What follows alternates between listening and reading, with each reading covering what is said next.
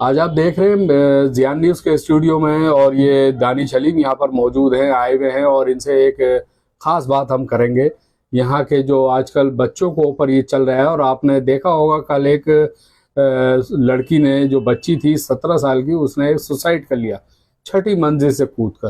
तो हम दानिश अलीम से इसी के लिए बात करेंगे, और हमारे सामने बैठे हैं।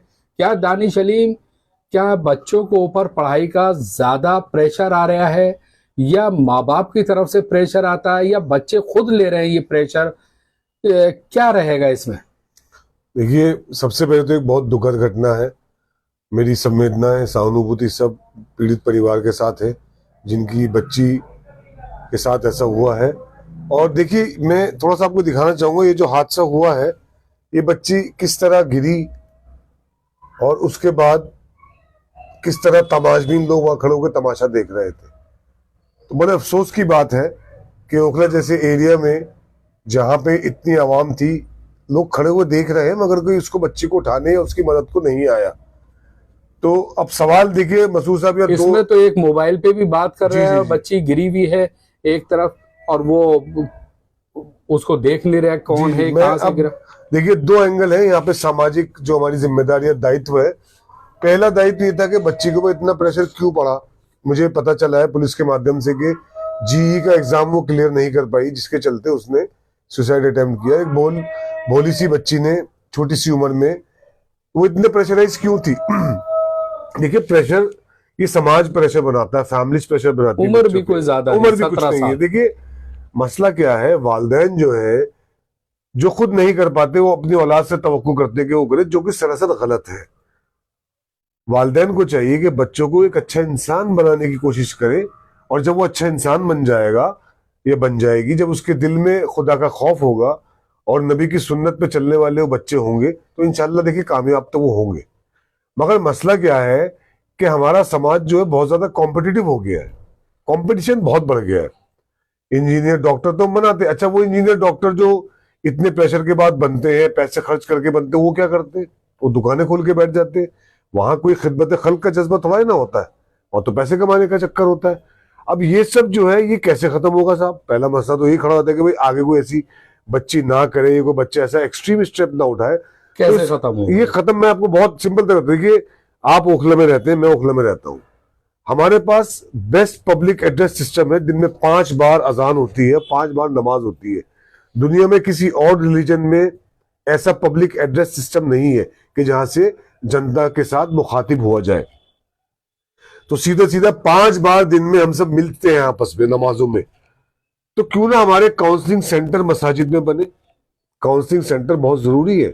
और काउंसलिंग सेंटर में बहुत अच्छी बात कही। आदमी जाता है, नमाज पढ़ता है और चला आता है, लेकिन ऐसा होना चाहिए मस्जिदों के अंदर भी। देखिए, मसला क्या है, पहले मसाजिद जो थी काउंसलिंग सेंटर भी थी, और वहां पे मसलों का हल भी निकाला जाता था, और लोग बैठ के आपस में बात करते थे नमाज के बाद। अब हुआ क्या, हुआ तो पीरियड टाइम हम लोग इतने बिजी हो गए, हमने अपनी मसाजिदों को तर्क कर दिया, और ये चीजें हमने वहां से खत्म कर दी, जो कि दोबारा आनी चाहिए। काउंसलिंग सेंटर्स बने जहां पे बच्चियों की काउंसलिंग हो कि उन्हें इस चीज से ऊपर कैसे उठना है। ये जो कंपटीशन है, जबरदस्ती का लाद दिया आपने अपने बच्चों के ऊपर कि हमें डॉक्टर इंजीनियर ही बनाना है। देखिए, डॉक्टर इंजीनियर बनाने से सबसे पहले जो आपका प्रेशर हो चाहिए बच्चे पे, अच्छा इंसान बनने का होना चाहिए। उसकी अच्छी सेहत हो, वो सुबह उठ के पार्क जाए टहलने, या स्कूल से आके एक्सरसाइज करे, अच्छा खाना खाए, जहनी तौर से जिस्मानी तौर से वो मजबूत हो।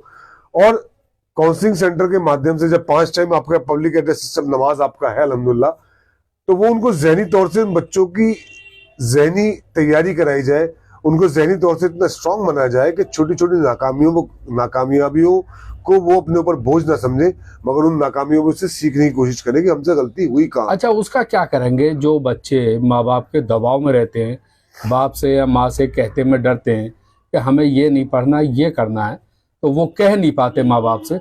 उनके लिए क्या कहेंगे कि जो डर के साए में, और माँ बाप जो चाहते हैं कि भाई तुझे इंजीनियर बनना है और वो डॉक्टर बनना चाह रहे बच्चा, उसके लिए क्या कहेंगे जो माँ बाप से कहते में डरते हैं? ये वालिदैन सरासर नाइंसाफी अपनी औलाद के साथ कर रहे हैं।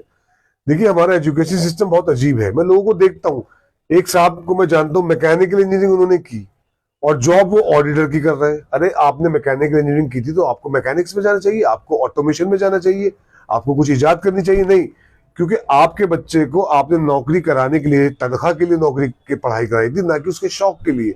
तो जो आदमी जो पढ़ाई करता है, उसका अगर उसका शौक है उसके अंदर, तो वो उसमें कामयाब होता है।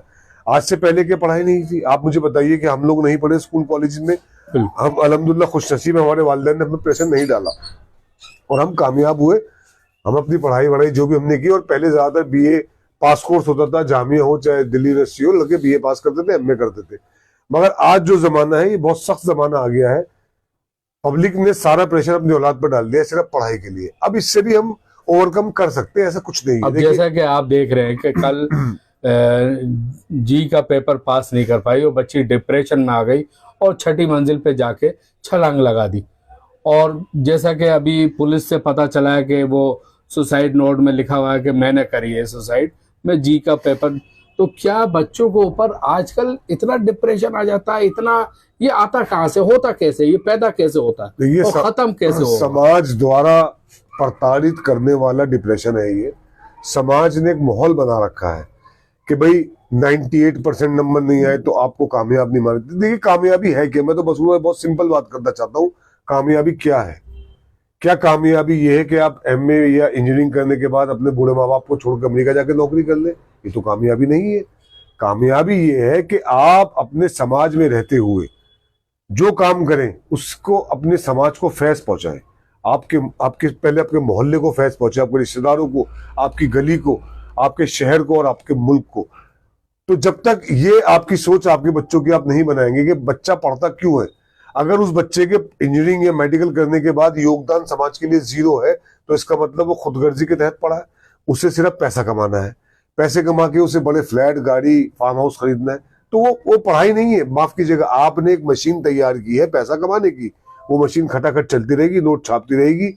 उनकी सामाजिक जिम्मेदारी कुछ नहीं है, उनके मजहबी जिम्मेदारी कुछ नहीं है, उनका एक ही जिम्मेदारी है पैसा कमाना। 2 करोड़ देके एमबीबीएस में एडमिशन करा दीजिए, बच्चे पे प्रेशर डाल दीजिए, फिर वो 2 करोड़ के 6 करोड़ कमाने के चक्कर में लग जाएगा। तो आइडिया मसूद भाई क्या है, आज के समाज में बच्चों को सबसे पहले खुले जहन से उनकी जहन साजी की जाए कि वो चाहते क्या है करना लाइफ में। भाई कामयाब जिंदगी का फॉर्मूला क्या है कि बच्चा आदमी जिंदगी में खुश रहे, जितना पैसा कमाए उसमें खुश रहे, वो उसकी प्राइवेट लाइफ, पर्सनल लाइफ जो है, माँ बाप, वालिदैन, भाई, पड़ोसी, रिश्तेदार, उससे खुश रहे। अब ये पहला एंगल तो हमने खत्म कर दिया। हम तो तमाम साहब, हम तो जा रहे कि 200 गज का फ्लैट हो, 1000 गज की कोठी हो। आपने तो मटेरियलाइज कर दिया ना। तरक्की मटेरियलाइजेशन नहीं है। तरक्की का ताल्लुक आपके मटेरियल से नहीं है कि आपकी गाड़ी है, बंगला है। तरक्की का ताल्लुक आपके ज़हनी सुकून से है। अच्छा, इसके लिए क्या करेंगे? जैसे ये तो यहाँ था ओखला जामिया नगर के अंदर, और भी जगह इस तरह की बातें आती हैं सामने। तो उन नए बच्चों के लिए और जो बच्चे हैं उनके लिए क्या कहेंगे, क्या संदेश देंगे? जो इस तरह के जो कदम उठा लेते हैं उनके लिए क्या संदेश देंगे? देखिए, माँ बाप को अपने बच्चे का दोस्त बनना पड़ेगा। सबसे पहले आपको अपने बच्चे से हर तरह की बात करनी पड़ेगी ताकि आपका बच्चा आपको खुल के बताए कि उसके साथ चल क्या रहा है। और अगर आप उसको प्रेशराइज करेंगे तो वो चीज़ों को आपको नहीं बताएगा और अल्टीमेटली या तो डिप्रेशन में जाएगा या वो सुसाइड करेगा। तो माँ बाप सबसे पहले अपने बच्चे को दोस्त बनाए, अपने साथ बैठे, उससे बात करें कि वो चाहता क्या है, वो लाइफ में आगे कैसे बढ़ेगा, या उसके माइनस और प्लस लाइफ के क्या है। दूसरी बात, हम ओखला में रहते हैं तो इंशाल्लाह मैं आपसे वादा करता हूं कि हम कोशिश करेंगे, साइकियाट्रिस्ट जो होते हैं, जो ये काउंसलिंग करते हैं बाकायदा, इसकी एक सोशियोलॉजी, इसकी बाकायदा एक साइकोलॉजी की क्लासेस होती है, साइकोलॉजिस्ट होते हैं। हम इंशाल्लाह कोशिश करेंगे अपनी ओखला पंचायत के माध्यम से हम 2-4 इंशाल्लाह बड़े कैंप इसके ऑर्गेनाइज करेंगे। हम बात करेंगे, जो अच्छे साइकोलॉजिस्ट है, जो समाज सेवा में जिनका विश्वास रखते हैं, हमारे बुलावे पे इंशाल्लाह आएंगे और हम ऐसे ओखला में 2-3 अच्छे बड़े काउंसलिंग के सेशन कराएंगे। मगर मैं आपसे फिर कहना चाहूंगा, आपके पास काउंसलिंग के लिए दिन में 5 बार एड्रेस, पब्लिक एड्रेस सिस्टम है। अपनी मसाजिद का इस्तेमाल कीजिए, पब्लिक एड्रेस सिस्टम, और लोगों को समझाइए कि अपने बच्चों में प्रेशर ना। जो लोग नमाज पढ़ने आते हैं, अगर इमाम साहब उनको ये डेली बताएंगे, दिन में 5 बार बताएंगे कि अपने बच्चे के दोस्त बनिए, दुश्मन ना बने। अपने बच्चे से डिस्कशन कीजिए, वो चाहता क्या है, बिल्कुल उसकी लाइफ में एम क्या है, क्या चाहता है, तो उसी की तरफ उसको डाला जाए, उसको वही डाला जाए। और जो मैं लास्ट सवाल, एक आखिरी सवाल आपसे करूंगा दानिश अली, कि जैसे बच्चा बहुत से डरते हैं माँ बाप से, कहते में उन्हें दहशत एक बनी रहती है माँ बाप की, सामने मुंह नहीं खोल पाते, उनके लिए क्या कहेंगे? देखिए, माँ बाप जो होते हैं वो दोस्त होने चाहिए, तो दहशत की तो जरूरत है नहीं। देखिए, बच्चा पास होना चाहिए, 98% मैटर नहीं करते, 100% मैटर। 100% के बाद क्या होगा आप मुझे बताइए। 98% आप ले आए, आप फिर खुश नहीं है। हमारे जमाने में मैं बताऊं आपको, आज से 20 साल पहले, 25 साल पहले 40% वाला भी उतने खुश होता था, 50% वाला भी उतने खुश होता था, 75% वाला तो बहुत ज्यादा खुश होता था। और उस जमाने की जो पढ़ाई के लोगों ने की है, आज के टाइम में वो सब अल्हम्दुलिल्लाह कामयाब है अपने अपने फील्ड में।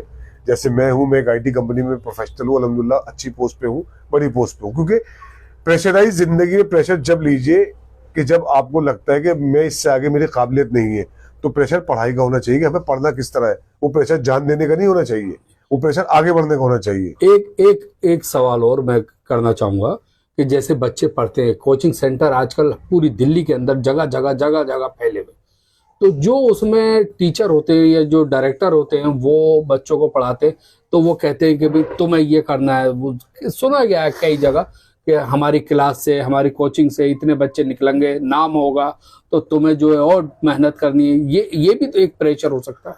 आप मुझे बताइए, अगर काबिलियत का जो पैमाना, अगर ये मार्क्स और नंबर्स है, तो मौलाना आजाद पहले एजुकेशन मिनिस्टर जो थे, कौन से स्कूल से PhD करके आए थे? रविन्द्रनाथ टैगोर जी कौन से स्कूल से पढ़ के आए थे? आप मुझे इतना बताइए सिर्फ। देखिए, आपके बच्चों को मकतबी तालीम में तो आपने प्रेशर बहुत ज्यादा डाल दिया उनके ऊपर। मजलिसी तालीम, समाज की तालीम कहाँ दे रहे हैं बच्चों को अपने? जब तक बच्चा मजलिसी तालीम की तरफ नहीं आएगा, मजलिसी तालीम क्या है? वो अपने बड़ों का आदर सम्मान सीखेगा, अपने मजहब की तरफ आएगा, नेचर से प्यार करेगा, अपने पड़ोसियों की इज्जत करेगा, तो उस बच्चे पे इंशाल्लाह प्रेशर नहीं आएगा। तो जैसा कि आज देख रहे हैं आप, कंपटीशन जो है बहुत ज्यादा चल रहा है पढ़ाई के लेके। तो कोचिंग सेंटरों में इस तरह से जो पढ़ाते हैं उस्ताद होते हैं, वो भी कहते हैं कि भाई तुम नंबर अच्छे लाओगे, और पढ़ो और इसको ये करके आना, यहाँ से यहाँ तक ये एक्सरसाइज करके आना। तो बच्चा कहीं ना कहीं डिप्रेशन में रहता है। उनके लिए नहीं क्या मसूद कहना भाई, चाहिए? मसला क्या है कि देखिए, मैंने 10वीं क्लास में जो मैथमेटिक्स पढ़ा था, साइन थीटा कॉस थीटा वगैरह हमने पढ़ा था, मेरी प्रैक्टिकल लाइफ में मेरे कहाँ काम आया वो आज तक मुझे समझ में नहीं आता। मैंने वो पढ़ाई क्यों था? वो बिल्कुल आपकी लाइन से अलग है। मैं सिक्योरिटी प्रोफेशनल हूँ, मैं सिक्योरिटी स्पेशलिस्ट हूँ, मैंने उसकी पढ़ाई की अल्हम्दुलिल्लाह। मगर जो मुझे पढ़ाया गया था मुझे समझ में नहीं आया मैंने क्यों पढ़ा था, ट्रिग्नोमेट्री वगैरह। तो कहीं ना कहीं एक सिस्टम, एजुकेशन सिस्टम का फेल। देखिए, आज आप फिनलैंड देखें, जर्मनी देखें, उनका पढ़ाई का सिस्टम बिल्कुल अलग है। 5वीं क्लास तक बच्चे को किताब ही नहीं मिलती वहां पे, क्योंकि बच्चा सिर्फ और सिर्फ रैशनलाइजेशन और लॉजिकल उस पर काम करता है। पहले 2 दूनी 4 जो लॉजिक्स होते हैं, फंडामेंटल्स, वो बच्चों को वो सिखाते हैं सबसे पहले। अब हमारे यहाँ 5वीं क्लास के बच्चे का अगर बस्ता देख ले, कम से कम 8 किलो का बस्ता लेके जाता है वो, 10 किताबें दुनिया भर का। बिल्कुल लदा तो हुआ, उसके जब वजन तक, से हाँ, डबल होता है। अब बाकी फिनलैंड में ऐसा क्या है, वो ऐसे बच्चों को क्या पढ़ा रहे हैं? वो बच्चों को रैशनलाइजेशन, लॉजिकल थिंकिंग के, लॉजिकल थिंकिंग क्या है, 2 और 2 4 कैसे होते हैं, वो ये सिखाते हैं। वो ड्रामों के माध्यम से सिखाते हैं, खिलौनों के माध्यम से सिखाते हैं, सिचुएशन क्रिएट करते हैं बच्चों के लिए कि इस सिचुएशन में आप क्या रिएक्ट करेंगे। तो हमें उस तरफ बच्चों को लेके आना इंशाल्लाह। जो मैं आपसे कह रहा हूँ, जहन साजी किस तरह होगी, तो हम अपने बच्चों को, मेरी वालिदैन से गुजारिश है कि उन बच्चों को सिचुएशन हैंडलिंग सिखाइए। पहली बात सिचुएशन हैंडलिंग, दूसरी बात पीपल हैंडलिंग, कि आप किस सिचुएशन में कैसा रिएक्ट करेंगे, आपको गुस्सा कितना आना चाहिए और गुस्से पे कंट्रोल कैसे आना चाहिए, आपको किस आदमी से क्या बात करनी है, आपको किसकी बात को अपने दिल पे लगाना है, किसकी बात को आपको अवॉइड करना है। आपको बच्चों को ये समझाना पड़ेगा। और कहीं ना कहीं देखिए, जितना बता रहा हूँ इसमें मैं पर्सनली, अगर कोई मेरी वीडियो देख रहा हूँ, कोई बच्चा डिप्रेशन में हो, तो मैं घर जाके उसको समझा सकता हूँ कि रैशनलाइजेशन, लॉजिकल थिंकिंग, इस सब में क्या फर्क है। और इंशाल्लाह आपको कामयाब, मैं थोड़ा बहुत जानता हूँ कि मैं इस बातें पढ़ता हूँ, और अब मैं ये चाहता हूँ कि मैं कहीं ना कहीं अपने बच्चों से जुड़ूं, उनको समझाऊं कि आपको लाइफ में सिर्फ लॉजिकल होना पड़ेगा। और इसके लिए आप कैंप लगाने की भी बात इंशाल्लाह मैं बहुत जल्द कोशिश करेंगे कि ऐसे बच्चे वहां पर आए और समझें। तो ये आप देख रहे हैं हमारे सामने यहाँ दानिश अलीम बैठे हैं, और मैं आपको बता दूं कि यहाँ अभी कल जो है, कल के टाइम यहाँ पर एक लड़की 17 साल की जिसकी एज थी, उसकी जो है यहाँ छलांग लगा देते हैं छत के ऊपर से। क्यों? क्योंकि जी का पेपर जो है वो क्लियर नहीं कर पाई। 12th पास करी हुई थी बच्ची, 17 साल की एज, कोई ज्यादा उम्र भी नहीं, लेकिन इतना डिप्रेशन में क्यों आ जाते हैं आजकल के बच्चे, जबकि ये नहीं आना चाहिए, इस तरह से नहीं होना चाहिए। तो हम तो यही कहेंगे ज़ियान न्यूज़ के माध्यम से कि जो पढ़ा रहे हैं टीचर, उनको भी देखना चाहिए, बच्चे के ऊपर इतना प्रेशर ना डाले, और ना ही घर वाले।